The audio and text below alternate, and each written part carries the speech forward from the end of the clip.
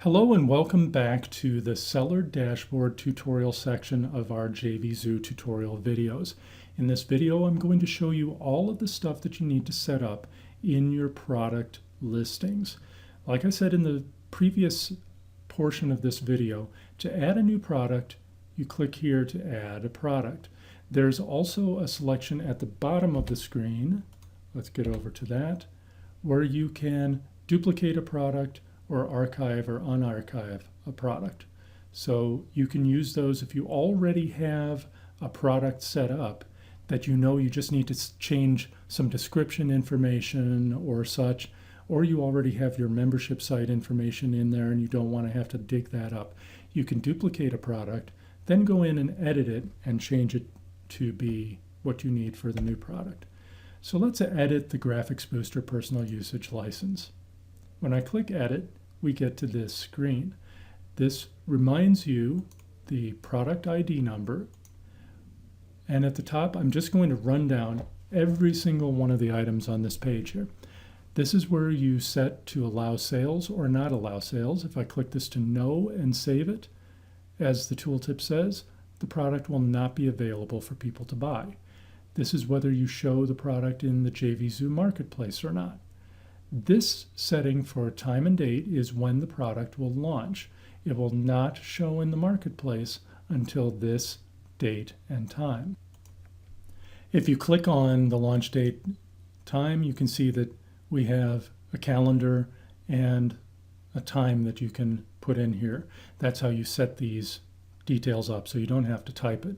Note that this is always on Eastern Standard Time. So if you want your product to launch at 8 a.m. Pacific time, make sure that you set it for 11 a.m. Eastern time. This is where you set up the product name, the currency that you're going to accept, the price. I'm going to go down the left side and then we'll deal with this right side stuff in a moment. Note that this is the maximum price if you're using a dime sale. If you're not familiar with what a dime sale is, that is a sale, and the settings are down the screen here, where you start at a lower price. For example, I could start at $5 for this product, and each time someone buys it, the price will increment up a certain amount.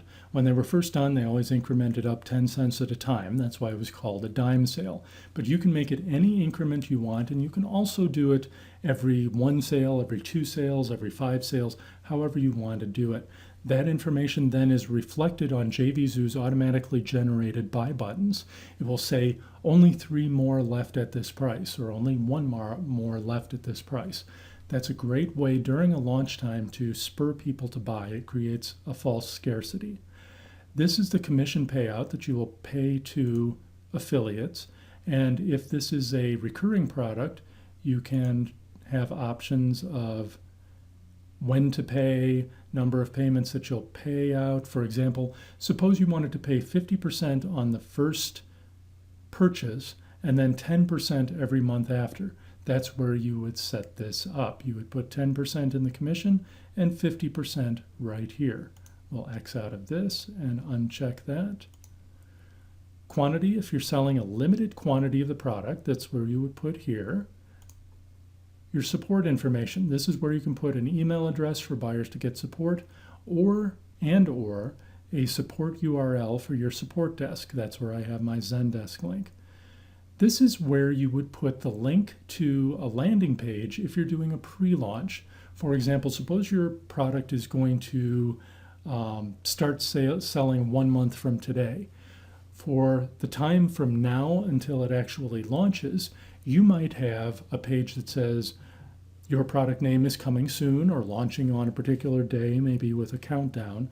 Enter your email here to be notified when it launches.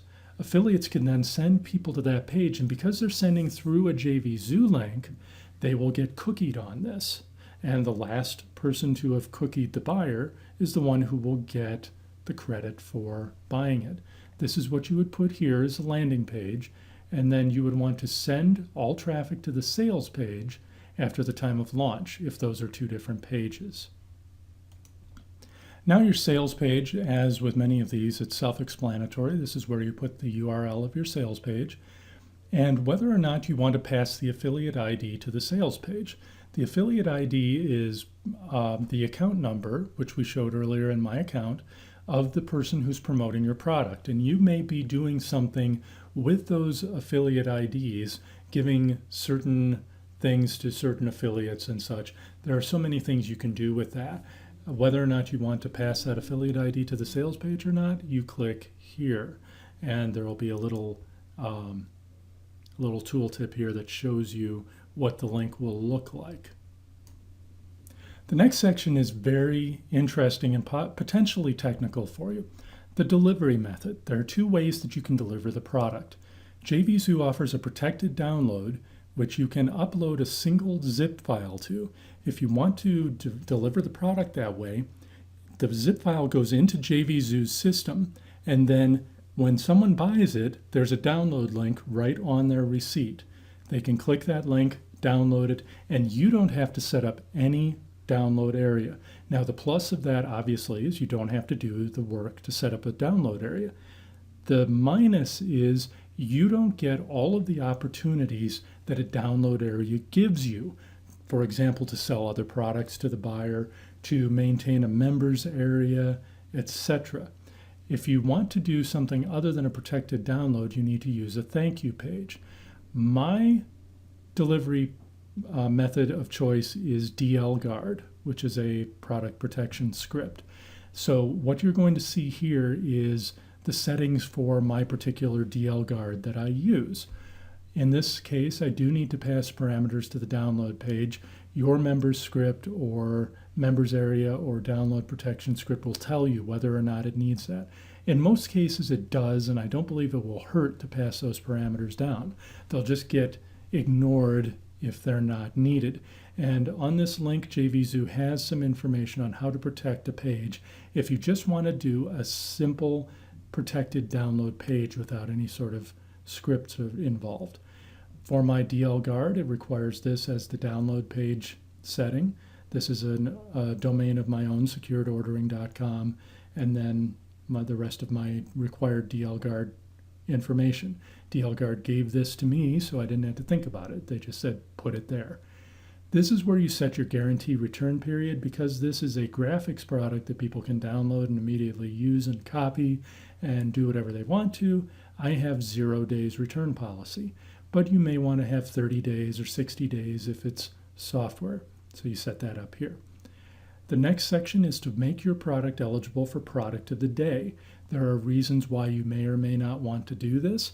If you do and you want JVZoo to consider this for product of the day, which basically means that JVZoo becomes an affiliate and pushes your product hard through emails and through banners on their site, you can click this and give them a specific custom commission payout if it's different than what you're giving other affiliates. Now we're to the affiliate approval. You can either auto-approve anyone who requests a link to your product, which I do not recommend ever doing. I don't think anyone should, I don't even think JVZoo should have that on there, but that's not my choice to make. Most of the time you'll want manual approval unless you don't want affiliates to be able to sell it. Then you say no affiliates allowed. After that, you can put in your affiliate terms and notes to affiliates. This is what shows up on the previous affiliate page that I showed you in the last video. This is where you can control what shows up on that page, all of the information. You can put information here about your terms and requirements. You can put announcements here. All of this is HTML enabled. And then this is custom receipt info that will go on the buyer's receipt if they need specific information about logging in, getting their product, etc.